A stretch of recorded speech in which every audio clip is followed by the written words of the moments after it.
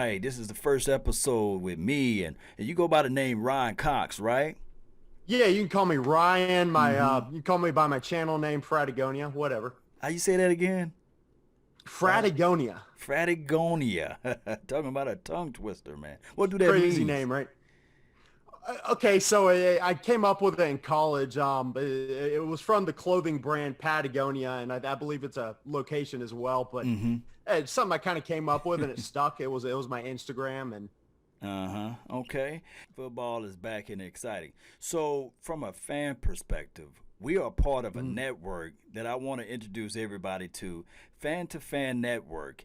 It is a unique spot where everybody can come and have like-minded opinions. And on top of that, it's not watered down like the national media or the four-letter network, whereas we can speak our minds and everybody can come to it and say, okay, man, this is good stuff because it's authentic. Can you tell everybody what you do for Fan to Fan Network? sure, I write for Law and I write for the Dallas Cowboys on Fan to Fan, Hmm. and it really is unique and it's just exciting because every ambassador is just so passionate about their team. I'm passionate as a Cowboys fan. I know you are, and yeah, Yeah, it's really great. most certainly. So we heading into the year 2020. It's a crazy, crazy year. It's a pandemic situation. Nobody really know how the football season will go, but we just seen the Texans versus the Kansas City Chiefs, so it wasn't all the way sloppy. It looked like everything was kind of like in order, in place, but you saw some sloppiness from Deshaun, Watson. He just got his big money, big coins, or what have you. Sure. What are your thoughts on that before we go into further about the Cowboys talk? Yeah, yeah. The Houston offense in general kind of struggled because their Hmm. offensive line is looking rough headed into the season. It seems like Bill O'Brien hasn't really invested in that law, and Hmm. uh, and they're going to hurt as a result. And he doesn't have a lot of weapons there either. Hmm. So yeah, it was a bit ugly, but it was football, and it's back, and it's exciting. So now we can start talking about the mighty Cowboys. Ooh, I'm ready for it because it's week one. Our expectations are high. We know for sure that we got the most explosive offense. Last year, we was like number one in collective numbers or what have you. Mhm. Just efficiency, we didn't really hit home as it relates to red zone, money zone, green zone. I Sure. want to know your thoughts on everything. How you feel about this season heading into week one? Who are your guys that you really want to focus in on? Well, two guys I want to look at in the offense are CD Lamb because Hmm. I think Troy Hill is going to be focused on Amari Cooper, and they maybe Hmm. even double team Amari Cooper at times, depending on how healthy he is. Hmm. Jalen Ramsey's going to be covering Gallup on the other side. I don't really think they have anybody else who's going to be able to cover CD Lamb very well. Hmm. And Blake Jarwin's the other guy because they don't have the best coverage linebackers, as I said on FTFN the other day. And I think that's where we can hurt them. Oh man, linebackers gonna have man. They're gonna have their hands full because now Hands this full. Mhm. Cowboys organization, Blake Jarwin, the vertical seam route, which was kind of like absent last year, and when I Sure. started to think about all of those things, we were able to be still number one in collective yards with that particular lineup last year. Now we got somebody that can vertically stretch the field in the middle of the field. Man, it's going to be crazy, and I'm not even talking about Michael Gallup. That's crazy. Yeah, it's the first time we've had a athletic tight end in a while. Really is. And it's surprising to me the way Schultz was able to step it up this training camp. We heard all type of news last year that hey he's just a blocking guy, but all of a sudden this year it shows that he can run vertical seam routes, he can run the deep post, and also he can still block. So that's a plus all the way for the Cowboys. Yeah, absolutely. I've heard good things out of Schultz. It'll be interesting to see if him or Blake Bell is going to be used more. I Mhm. kind of think Schultz is definitely going to be used more a lot this season than he was last year even. Michael Brockers for I believe, the LA Rams. I hope I'm saying this Mhm. man's name right. He said that he's going to try to look at some of the Cowboys YouTube footages to maybe get a better key in on the Dallas Cowboys offense. Do you think that that would help him out heading into week one? Well, I guess you take what you get, Law. Hmm. We have Hard Knocks to watch the Rams, I guess. But Oh, at the wow. same time, we have a few coaches that were with the Rams just last year, John Fassel being one, Skip Peete being the other. So I think that kind of gives us a better way to look into what Sean McVay's doing there. Yeah, Sean McVay, man, he's one of those guys. He's still crafty. I still think that he got one of the brilliant minds of football, especially as it relates to offense. But football is always a chess piece, right? It's a chess match. Our defense, Mike Nolan, and then on top of that, Tom Sula, George Edwards. Those are a few names out there that I would like to put out there. It's going to be something that he will have to bring his full weaponry because I believe that football is all about momentum, and if the Cowboys can establish that momentum piece, man, he's going to have his hand full on trying to figure out ways to capitalize on against our young secondary. Yeah, absolutely. I definitely agree. And I think the run game is going to play a big role too, because Ezekiel Elliott's a star, obviously, and Tony Pollard had 130 yards last year against them week 15. I don't see that the Rams necessarily even have a starting running back right now. That they have kind of the three-headed monster, Malcolm Brown, Cam Akers, Darrell Henderson. But at the same time, when you have three running backs, to me, you don't really have any. Right. It's hard to establish that continuity and rapport and get a good vibe or a feel of the game, whether or not somebody's cutting too quick inside or they open their hips up wide to get you onto the outside. Those are a lot of things that come into play. Unless they are able to establish the run and make the team, I guess, get everybody inside the box and play action. For sure that's Sean McVay's angle there. Play action is always the best way for him. But I think that this Dallas Cowboys front four can figure out ways to get to the quarterback, who is a statue, by the way. Yeah, absolutely. And one guy I really want to look at on the defensive line is Tristan Hill. It's his first game as a starter. And this is a guy a lot of Cowboys fans kind of gave up on after his rookie year. And then he came back and really impressed in training camp and was named a starter day one. So I'm expecting to see some pass rush from him even. Yes.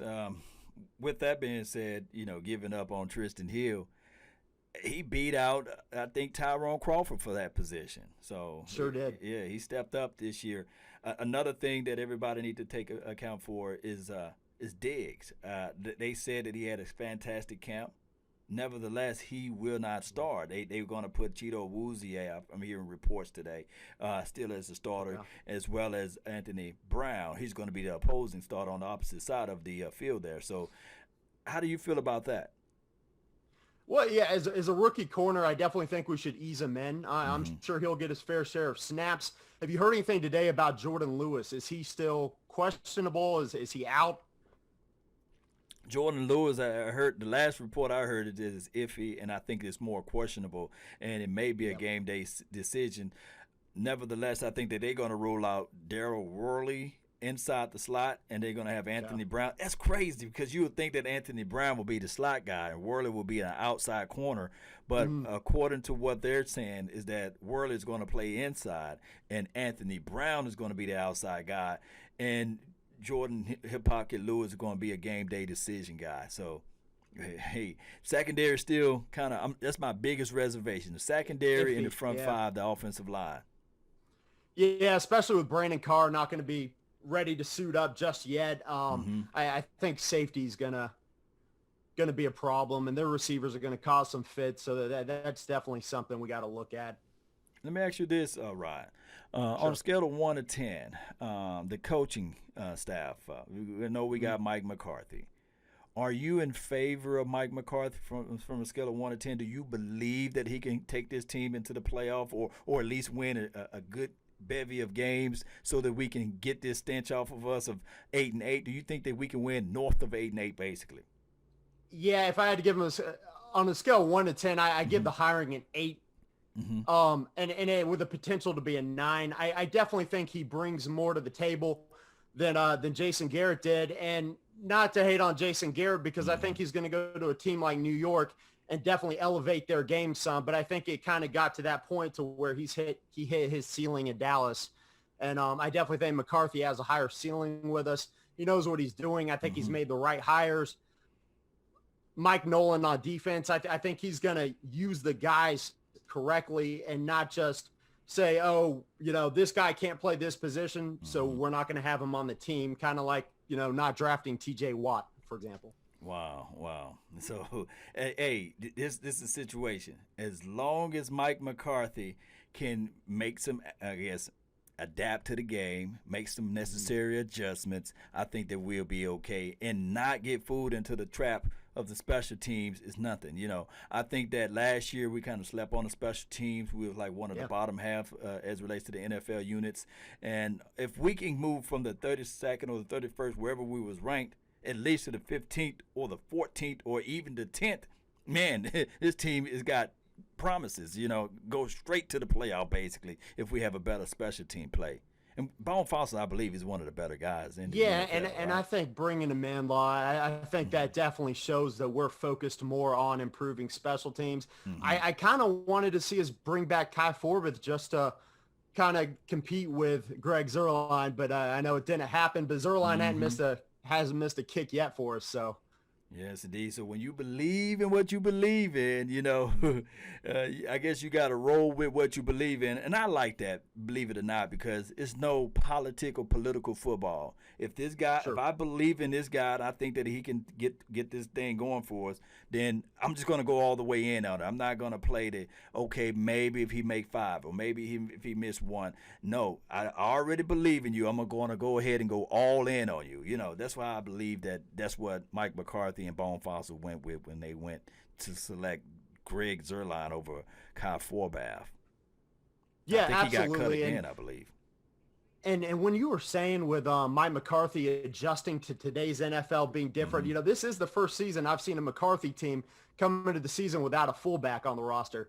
Yeah. So it seems like we might go with 2 running backs at the same time more than using the fullback position. Most certainly, and I can't wait to see them release Tony Pollard.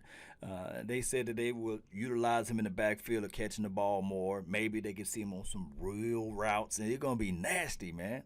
I'm rooting for Tony Pollard. Sure, he's explosive, and he definitely brings that kind of lightning to Zeke's thunder. He's fast, and when you get him in open space, man, he's gone. Yes, indeed. We're approaching the final minutes here. Before we go, I'm going to put you right on the spot, and I hate to do this to you. Who do you got for game 1, the score prediction? Okay, so I did a video yesterday. I mean, my final prediction was 35-24 Cowboys. With their holes on defense a lot, and I originally picked the Rams to win this game a few weeks back. Wow. But with their holes at linebacker and their lack of depth at defensive back, I really think we can expose it and put up at least 30 points. Wow. So instead of 40 burger, 30 burger at least, right? Yeah, that's my guess. Oh, my goodness. Well, I just have the Cowboys winning. I'm not going to put out the score prediction. I just wanted to see what you had out there. So sure. We'll most certainly see and circle back and see if you was right on the score prediction, man. But I really appreciate you for jumping in. Shout out to FTFN Network. Man, it's a wonderful spot. Everybody go check out his man's articles, man. He write tremendously, man. You on a whole nother level with your writing. Can you tell people where they can find you at and follow you? Yeah, so I appreciate that, Law. It's Fratagonia on YouTube. I believe it's Real Fratagonia on Twitter and Fratagonia on Instagram. And obviously I write under my name, Ryan, on FTFN under the Cowboys. And thanks for having me on, man. Man, anytime, man. It was a pleasure. You have a good day and a better tomorrow. Let's go.